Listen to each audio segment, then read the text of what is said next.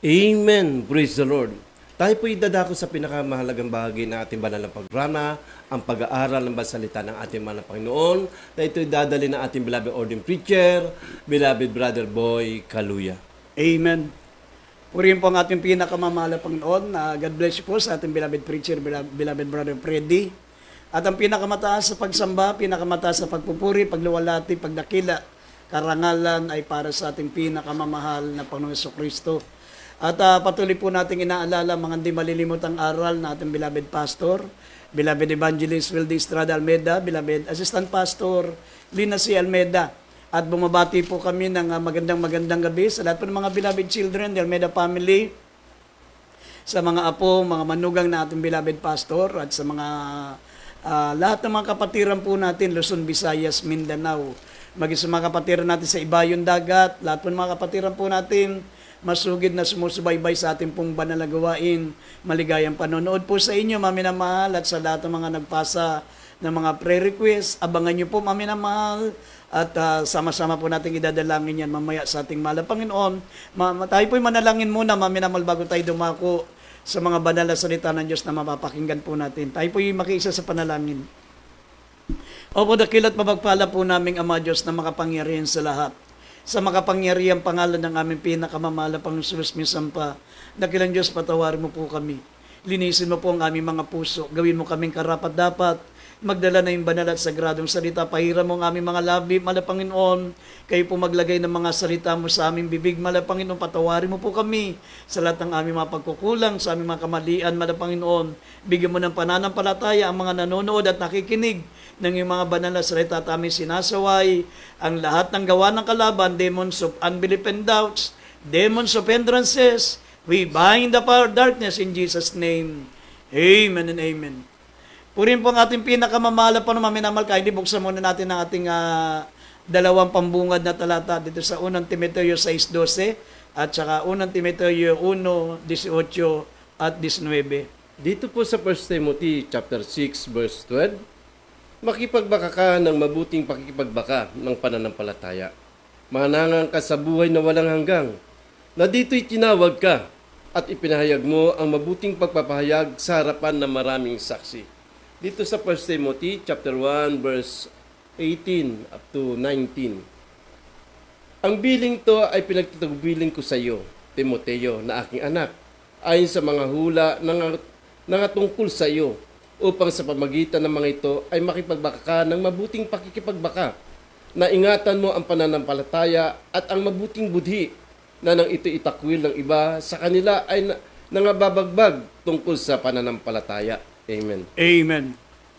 Mami naman lang, ating pong paksa ay pamagatan po natin the warfare of the saints. Ang pakikipagbaka, mami na mahal, ng mga banal. Alam nyo, dito po sa banal na kasulatan, mami na mahal, from Old Testament and New Testament, malalaman nyo po, mami na mahal, na ang buhay ng Kristiyano ay buhay pakikipagbaka.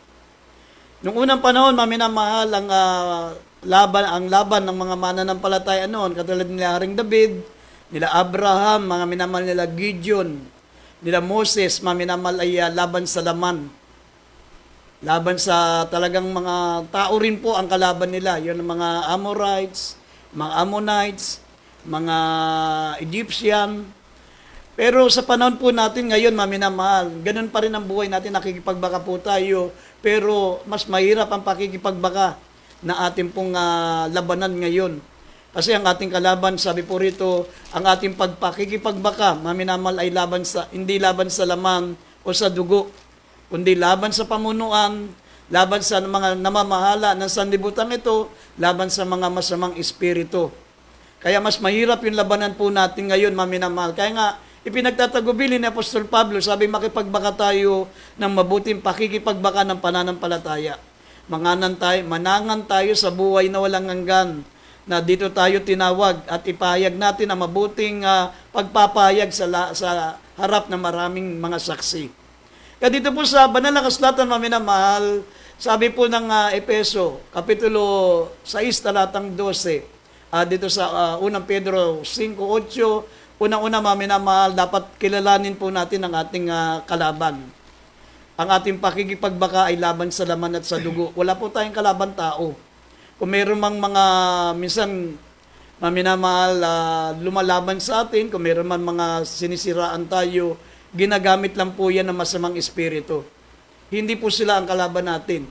Sila po ay pinasok ng masamang espiritu, pero hindi po yung tao yung kalaban natin, kundi yung masamang espiritu na gumagamit sa kanila. Sabi po rito, ang ating pakikipagbaka ay hindi laban sa dugo, hindi laban sa laman. Sabi rito, Efeso 6:12 at 1 Pedro 5:8, sabi rito, kundi ang pakipaglaban natin ay laban sa diablo at siya'y umuungal. Sabi rito, gumagala at umahalap na masisira niya. Basahin po natin Efeso 6:12, 1 Pedro 5:8. Dito po sa Efeso chapter 6 verse 12, sapagkat ang ating pakipagbaka ay hindi laban sa laman at dugo, kundi laban sa pamunuan, laban sa kapangyarihan, laban sa namamahala ng kadilimang ito ng sanlibutan, laban sa mga ukol sa espiritu na kasamaan sa mga dakong kaitasan. 1 Peter chapter 5 verse 8. Kayo maging mapagpigil, kayo maging mapagpuyat. Ang iyong kalaban na diablo na gaya ng liyong umuungal ay gumagala na humahanap ng masisila niya. Amen. Amen. Yan po, maminamahal ang pahayag ng banal na kasulatan. Kaya nga, mag-ingat po tayo mga minamahal. Ang ating kalaban, ang sabi po rito, siya po ay powerful. Siya po ay organized. Sabi, siya po ay may mga tauhan siya. Sabi, with his legions of demons. Si Satanas, maminamahal, meron po siyang mga masamang espiritu na inuutusan. Legions of demons, mga minamahal. At ang sabi rito, unang-una, is small company of demons at ito po may mga kanya-kanyang pangalan. Kung mababasa po natin Revelation chapter 12 verse 4, ang sabi po rito, mga minamahal, at kinaladkad ng kanyang buntot ang ikatlong bahagi ng mga bituin sa langit at ipinagagi sa lupa at lumagay ang dragon sa harapan ng babaeng manganganak upang ngamunin ang kanyang anak o lamunin ang kanyang anak pagkapanganak niya. Kinaladkad, maminamahal ni Satanas, yung ikatlong bahagi ng mga anghel sa langit. Ibig sabihin, 1/3 of angels sumama kay Lucifer, kay Satanas, maminamahal. Sabi, ikatlong bahagi ng mga bituin. Ang tinutukoy po rito yung mga angels. Ang mga nahikayat ni Lucifer, maminamahal, na sumama sa kanya, lumaban sa Diyos, maminamahal. Sabi, ito po ay ikatlong bahagi ng mga bituin sa langit. Sila po yung mga masamang espiritu ngayon, sila po ang mga demonyo ngayon. At ang kanilang mga pangalan, dito po maminamahal, ay kapag pumapasok po sa atin yung mga ganitong mga damdamin, ibig sabihin, pumasok na po ang masamang espiritu sa atin. Ang kanilang pangalan, maminamahal, yung mga legion of angels, yung tinutukoy na ikatlong bahagi ng bituin sa langit, ang kanilang pangalan, una-una, rejection. Rejection. Pangalawa, maminamahal, bitterness. Pag tayo po ay nakakaramdam ng tinatawag na kapaitan, sumasama yung loob natin, maminamahal, ibig sabihin pumasok na po ang masamang espiritu. At impatience, nawawalan tayo ng pagpipigil, nawawalan po tayo mga minamahal ng self-control. Unforgiveness, yan po'y isa sa mga kalaban natin. Yan po'y pangalan ng diablo, maminamahal, unforgiveness. Yung hindi tayo marunong magpatawad. Ha? Meron akong ibang mga kilalang mga mananampalataya. Sabi niya, pinapatawad ko sila pero ayaw ko nang makita ang kanilang muka. Ayaw ko na silang makasama. Hindi pagpapatawad yun, maminamahal. Kaya nga, yan po hindi nila alam, pumasok na yung masamang espiritu ng unforgiveness. At panglima, maminamahal, ito pong lust. Yan po yung mga pangalan ng diablo, maminamahal, pangalan ng masamang espiritu na pwedeng umalipin sa atin. Yan po yung mga demonyo, mga minamahal, sabi, rejection, bitterness, impatience, unforgiveness, at yung tinatawag na lust, yung pita ng laman. Pag dumating po sa atin yung pita, yung hindi na makadiyos na damdamin. Kapag walang nakakakita, yung ating mga kasintahan, mga minamahal na nagagawa natin ng hindi maganda, na nahihipuan natin, yan po, pumasok na yung masamang espiritu sa atin. Yan po yung lust. At si Satanas din po, maminamahal, ay merong banner. May banner si Satanas, maminamahal. Sabi po rito, Satan's banner. ang banner niya, maminamal, unang-una, pride. Ha? Ang dala-dala niya, maminamal, kapag siya'y lumulusob sa atin para tayo po'y digmain, una-una yung pride. Kaya kapag tayo po, maminamal, ay nagkakaroon po ng tinatawag na kapalaluan, sabi, pride goeth before destruction. Sabi ng Kawikaan, 16, talatang 18, pride goeth before destruction. Bago dumating ang kapamakan, pumapasok muna ang kapalaluan, ang kayabangan, bago dumating sa atin ang kapamakan. Sapagkat ang pride, ito po'y galing sa masamang espiritu. Yan po ang Satan's banner. Kapag lumulusob po si Satanas sa mga mananampalataya, dalada nila yung banner, maminamal, una-una yung pride. Pangalawa, self-righteousness. Self-righteousness. Ang sabi ng Roma, Kapitulo 10, talatang 3, kung mababasa po natin dito, mga minamal, Roma, Kapitulo 10, talatang 3, katulad po ng mga Israelita ng bansang Israel, maminamal, kaya hindi sila naniniwala sa ating malapang sa Kristo because of self-righteousness. Basahin muna natin ito. Dito sa Roma chapter 10 verse 3, sapagkat hindi nila pagkaalam ng katwiran ng Diyos at sa pagsumakit na maitayo ang sarilang kanila, ay hindi sila napasakop sa katwiran ng Diyos. Amen. Amen. Sapagkat sa hindi nila pagkaalam ng katwiran ng Diyos at pagsusumakit na maitayo ang sariling kanila, ay hindi sila napasakop sa katwiran ng Diyos. Yan po yung self-righteousness. Yan po katulad ng bansang Israel, kaya hindi sila naniniwala sa ating mahal na Panginoon Kristo because of self-righteousness. At yung pride, sabi rito, Ezekiel chapter 28 verse 13 up to 15, talo natin ng 17, maminamahal. Yung pride po, maminamahal, yan po sa diablo. Yan po ang banner of Satan. Basahin po natin ng Ezekiel, Kapitulo 28, 13 hanggang 15, italo natin ng talatang 17. Dito po sa Ezekiel chapter 28 verse 13 up to 15, talon sa 17. Sabi po dito, ikaw na sa Eden, naalamanan ng Diyos. Lahat ng mahalagang bato ay iyong kasuotan. Ang sardio, ang tupasyo, ang diamante, ang berilo, ang onyx at ang haspe, ang sapiro, ang esmeralda at ang karbungko at ang ginto at pagkayari ng iyong pandereta at iyong mga plauta ay napasa iyo. Sa karawan ng ikaw ay lalangin, ay nangahanda. Ikaw ang pinahirang kerubin na tumakip at itinatag kita na anupat ikaw ay nasa ibabaw ng banal na bundok ng Diyos. Ikaw ay nagpanghik manaog sa gitna ng mga batong mahalaga. Ikaw ay sakdal sa iyong mga lakad mula sa araw na ikaw ay lalangin hanggang sa ang kalikuan ay nasumpungan sa iyo. Sa 17, ang iyong puso ay nagmataas dahil sa iyong kagandahan. Iyong ipinahamak ang iyong karunungan dahil sa iyong kaningningan. Aking inihagis ka sa lupa, aking inilagay ka sa harap ng mga hari upang kanilang masdang ka. Amen. Amen. Yan po, maminamahal. Ito po ang tinatawag po, maminamahal, na Satan's banner. Makikilala nyo po, maminamahal, ang kalaban. At malalaman po natin na mga minamahal, inaatake tayo ng kalaban kapag umiral po sa atin yung mga ganito. Unang-una, maminamahal, yung pong tinatawag po na pride. Sapagkat sa Satanas po, maminamahal, siya po ay pinuspos ng kapalaluan. Sabi, ang yung puso ay nagmataas laban sa iyong kagandahan. Kasi si Satanas, maminamahal, once upon a time, ang pangalan niya ay Lucifer. The bright of the morning star. Siya po ang tinatawag na bright of the morning star. Kaya nga sabi, ang kanyang puso ay nagmataas dahil sa kanyang kagandahan. Wala nang pinakamagandang angel na ginawa ang Diyos, maminamahal, kundi si Lucifer, maminamahal, noon.